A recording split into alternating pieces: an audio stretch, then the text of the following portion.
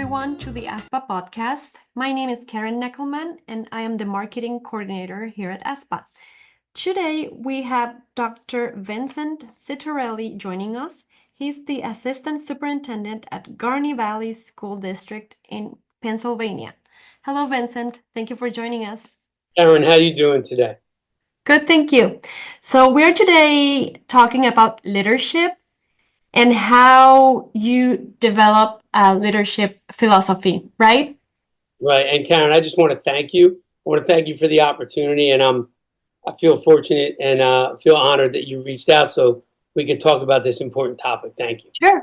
So to start, can you tell us a little bit about your background? How long ago did you start working in HR and what your path has been? Sure. So I've been working in K-12 HR for almost 2 decades. This is coming up on my 18th year.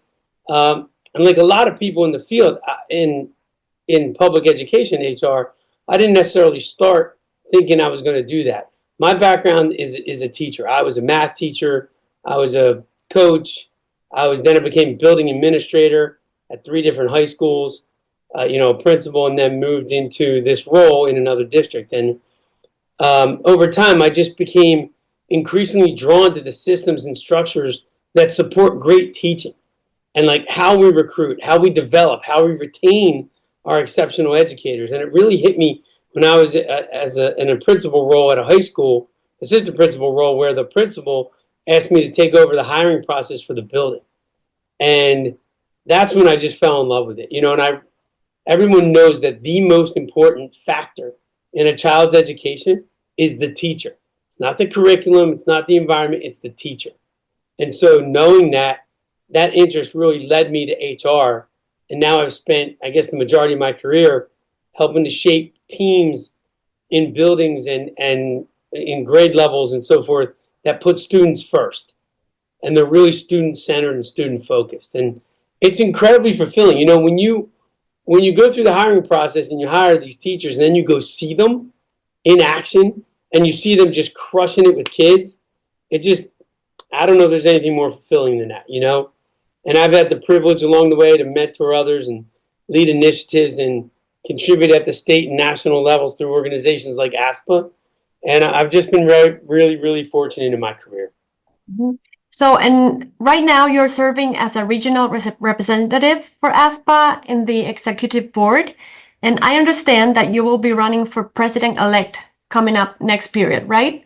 Yes. So, what do you think your leadership journey has been for you? What brought you to this place? And what do you think your leadership philosophy is? Oh, sure. It's definitely been a journey. And it's a journey that's shaped by experience, mentors, really good mentors along the way, and a lot of listening. When you're in a leadership role, you really have to listen because what works for, some people isn't going to work for others. And at the heart of my leadership philosophy is the belief that we're about service and integrity. And I tell my team here all the time, and my human resources team, it's not a big one, but it's a team. And I say, look, we're a service-oriented department. That's our job. Our job is to provide service to our employees so that they can do their job to the best of their ability, which is supporting students, because that's what we're here for. So, I try to lead by listening first, really listening, so I can understand their needs, their concerns, and how we can support them with that. Because the more supported they feel, the better they're going to be for the kids that they serve in their own classrooms and in their buildings. And, when people feel heard, they're more willing to collaborate and solve problems together rather than have like an us versus them mentality. Integrity is the other key pillar for me. In a field like school HR, people trust you. They're trusting you with sensitive information, sensitive issues, things that they're going through that are incredibly private. These are high stakes issues and it's every day. So I strive to lead with transparency and follow through on my commitments, when we're committed to help our employees here. And so, if they're they need a leave for some reason and they looked at, I need this. Well, how can we get you to that? If you need this leave for this amount of time using the law, the contract, and the policies of the district. How can we get you there? And if we can't get you there, can we get you close? How close can we get you that it satisfies your needs but works within the confines of the law, collective bargaining agreement, and the policies of the district? So over the years, my philosophy has always been focusing on people, because we're in a people business. I mean, for crying out loud, we're human resources. Sometimes, it's important to remind people the human part. So I've always tried to focus on people, building relationships, empowering others, fostering that culture of trust. And I believe it's made me a better leader and I think a more effective advocate for our profession. And how do you think AASPA has helped you shape your leadership philosophy throughout the years you have been part of the board? AASPA has definitely been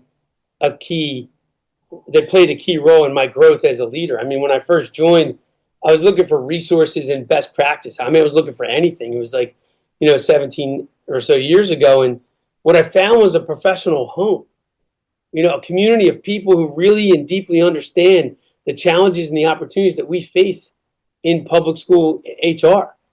And through conferences and webinars and networking and leadership opportunities, AASPA has helped me sharpen my skills and expand my thinking. Really, when you meet and talk to and network with people all across the country, you get such an incredible perspective of things and how, things you can bring back to your own district and region that you wouldn't have thought of without having exposure to the national perspective. And even more than that, AASPA's taught me the value of, leading collectively. And I've learned that, incredible colleagues across this country, they model courage and humility and innovation for sure. And serving on the executive board has only deepened that perspective for me. And it's a reminder that great leadership isn't about one person at the top. It's about creating space for others to lead as well and use that collaboration and that shared leadership. And what advice would you give others who are maybe looking to grow their own leadership through organizations or throughout their personal lives? Yeah, I got to tell you, my biggest piece of advice is, and I don't know if I've always done it, maybe, but I've learned over the years since I've been doing this a while, say yes to the opportunities that stretch you, that even when you're a little out of your comfort zone and you're uncomfortable, say yes to those, because that's where the growth happens. If you're constantly comfortable and you're not expanding outside that comfort zone, growth isn't going to happen like it does when you're uncomfortable. So whether it's presenting at a conference, joining a committee, mentoring someone new to the field, every experience adds a layer to your leadership and adds to your skill set, to your toolbox, if you will.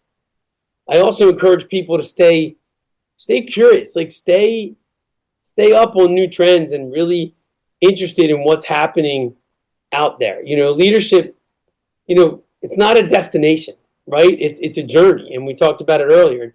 You got to read, you got to listen, you got to reflect on your own, and it's a practice that you get into.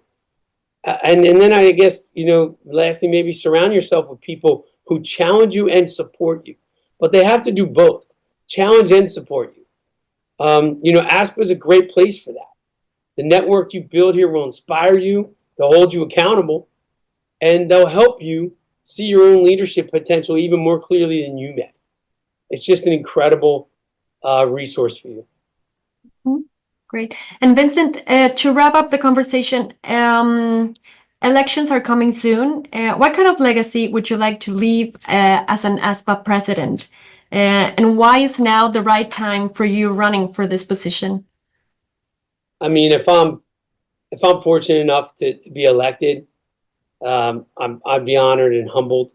But I would want my legacy to be one of connection, growth, and stewardship. I want members to feel as connected as possible to one another and to AASPA as an organization and what we stand for and what our mission is and what our goals are. I want to help grow the next generation of leaders in this area by expanding access to professional development and mentorship. I want to ensure that AASPA remains strong, future-ready organization, that it continues to lead the way in K-12 HR and human capital. I mean, I just want to help grow it. I want to give back to AASPA because of how much it's given me. And I want to give back and have other people have that same experience with our organization because it's so incredible. And it's done so much for me. I just want to be able to do that for others.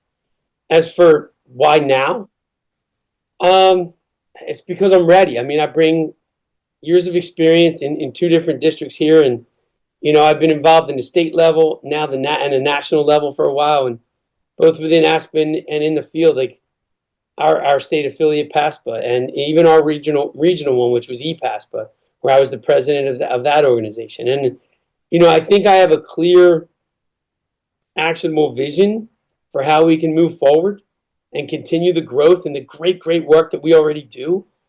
And I understand our history, being involved with the association for so long. I respect our members, and I'm just super excited about what's possible.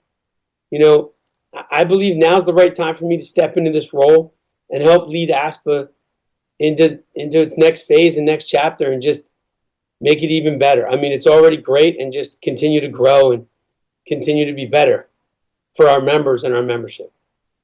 Okay, wonderful.